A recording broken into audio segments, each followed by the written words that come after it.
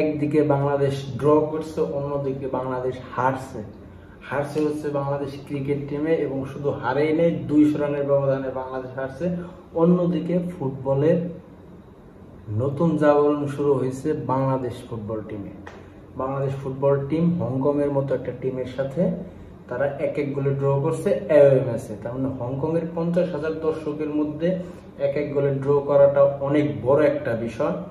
সেই সাথে বাংলাদেশের ক্রিকেটের কথা যদি বলি, বাংলাদেশের ক্রিকেটের অবস্থা এত বাজে যেটা সবাই অলরেডি জেনে গেছে। আর বাংলাদেশের ফুটবলের নতুন জাগরণ শুরু হয়েছে। ইনশাল্লাহ নেক্সট ম্যাচ মনে হয় আমাদের ইন্ডিয়ার সাথে ম্যাচটা আমরা আশা করি জিতবো, কারণ বাংলাদেশের গেম এফোর্টটা ভালো ছিল। আর যদি জামাল ভুঁইয়ারে স্টার্টিং 11-এ রাখতো তাহলে হয়তো বা আরো বেশি ভালো হইতো।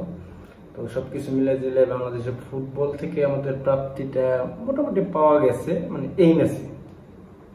আর ক্রিকেটের কথা যদি বলি, টি-20 সিরিজটা আমরা হোয়াইট ওয়াশ করছি, কিন্তু আমার কেন জানি মনে হয় যে টি-20তেও আমরা হোয়াইট ওয়াশ করার মতো ডিজার্ভিং টিম না।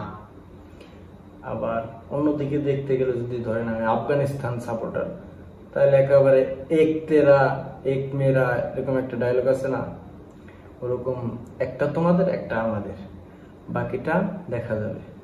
ঠিক আছে। আর বাংলাদেশের ক্রিকেটের কথা যে যা পারেন বলেন, আমি কিছুই বলতে চাই না।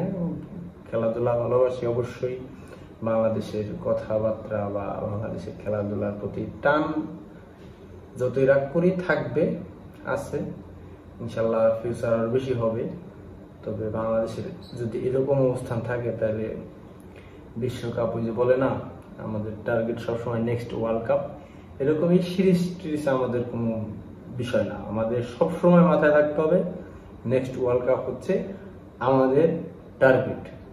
সেই টার্গেট আমরা যতদিন পূরণ করতে না পারবো ততদিন পর্যন্ত আমাদের নেক্সট টার্গেট ওয়ার্ল্ড কাপ থাকবে। ধন্যবাদ।